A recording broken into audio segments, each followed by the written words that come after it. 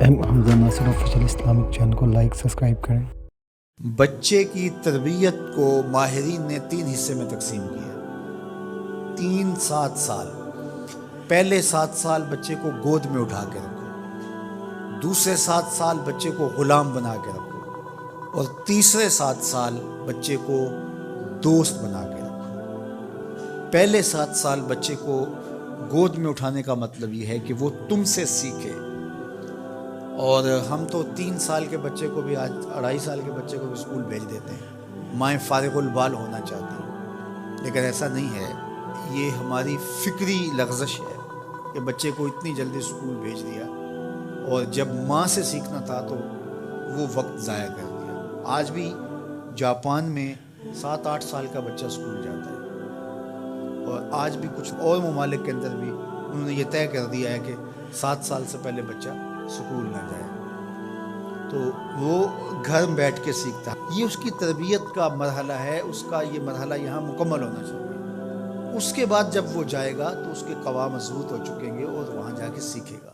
یہ پہلا اس کا مرحلہ یہاں سیکھنے کا ہے۔ ظاہر ہے باپ تو وہ توجہ نہیں دے پاتا، تو ماں کو بھرپور توجہ بچے کی طرف دینی چاہیے۔ عمومی طور پہ ماضی میں مائیں اپنے بچوں کی تربیت میں انتہائی مبالغہ کرتی تھی اور بہت زیادہ محنت شاقہ کرتی تھی، چونکہ ان کی توجہات کا کوئی اور مرکز نہیں ہوا کرتا تھا، اور وہ سمجھتی تھی کہ ہمارا یہی کام ہے کہ ہم بچوں کی اچھی تربیت کر لیں، اور چند بچوں کی تربیت ہی ماں کی ذمہ داری ہے، اور یہ اگر احسن طریقے سے نبھا دے تو اس نے اپنا حصہ امت میں بھی ڈال دیا، معاشرت میں بھی ڈال دیا، اور قوم بنانے کے اندر بھی اپنا حصہ ڈال دیا۔ لیکن اگر وہ اپنا یہ فریضہ انجام نہیں دیتی، اس میں کوتاہی کر دیتی ہے، تو اس نے پھر کچھ بھی نہ کیا۔ اچھی نسل اچھی ماؤں کی گود سے پروان چڑھ کے ہی معاشرے کو نصیب ہوتی ہے، اور یہ بنیادی اکائیاں ہیں، بنیادی اینٹیں ہیں جس سے معاشرت ترتیب پاتی ہے۔ اس لیے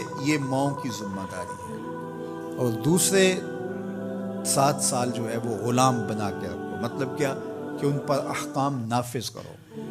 وہ از خود فیصلے نہیں کر پاتے اور اچھے نہیں کر پائیں گے، ان کے فیصلے تم کرو، ماں باپ۔ اور پھر اس کے بعد اگلے 7 سال جو ہیں ان کو دوست بنا کے رکھو، کیونکہ عموماً جو ہے وہ 14 سے 21 سال تک کی عمر کے بچے جو ہیں وہ دوستیوں سے، اطراف سے سیکھتے ہیں، چونکہ وہ اگرچہ تمیز نہیں رکھتے ہوتے پوری طرح، لیکن پھر بھی ان کی طبع یہ ہوتی ہے کہ وہ سمجھتے ہیں کہ ہم اطراف سے اچھا سیکھ سکتے ہیں، اور وہ بعض کا ماں باپ کو دقیانوس میں سمجھنے لگ جاتے ہیں۔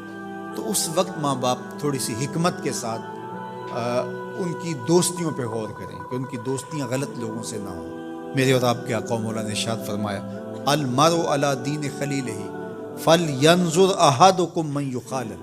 ہر شخص اپنے دوست کے دین پہ ہوتا ہے، اور آپ دیکھیں کہ آپ کس سے دوستی کر رہے ہیں۔ اگر اس کا دین خراب ہوا، اعتقادات خراب ہوئے، نظریات خراب ہوئے، اس کے اعمال اور اخلاقیات خراب ہوئے، تو اس کا رنگ آپ کے اوپر چڑھ جائے گا۔ اور رومی نے اس کو اپنے انداز میں کہا، تا توانی دور شو از یار بد، یار بد بدتر بود از مار بد، کہ جہاں تک ممکن ہو برے یار کی صحبت سے بچ کے رہنا۔ کہا کہ برا جو دوست ہوتا ہے، برا یار ہوتا ہے، وہ برے سانپ سے بھی برا ہوتا ہے۔ کہا کیوں؟ اس لیے کہا جب سانپ لڑتا ہے تو جان لیتا ہے، برا یار لڑتا ہے تو ایمان لیتا ہے۔ اس لیے صحبت سالے ترا سالے کنن، صحبت تالے ترا تالے کنن۔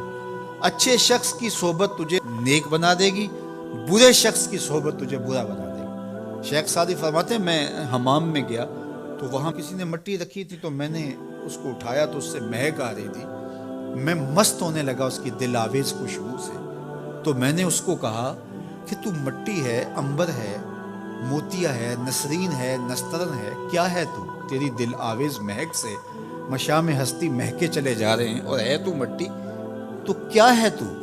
تو اس مٹی نے، شیخ سعدی فرماتے مجھے زبان حال سے جواب دیا کہ ہوں تو میں مٹی، مجھے اپنی اوقات نہیں بھولی، لیکن چند دن میں پھول کی صحبت میں رہی ہوں۔ جمال ہم نشیں در من اثر کر، وگرنہ من ہما خاکم کے ہستم۔ اس نے کہا ہوں تو ذات کی مٹی ہی، لیکن میں گلاب کے پھولوں تلے تھوڑی دیر رہی ہوں، تو میرے یار کا جمال میرے اندر سرایت کر گیا ہے۔ تو ذات کی مٹی ہوں لیکن صحبت میری پھول سے رہی. یار مٹی پھول سے صحبت پیدا کر لے تو اس سے مہک آنے لگ جاتی ہے. تو یار بندہ صالح صحبتوں کا انتخاب کر لے تو اس کی زندگی کیوں نہیں بدلتی. تو اپنی اولاد کو صالح لوگوں کے پاس بٹھانا سکھاؤ.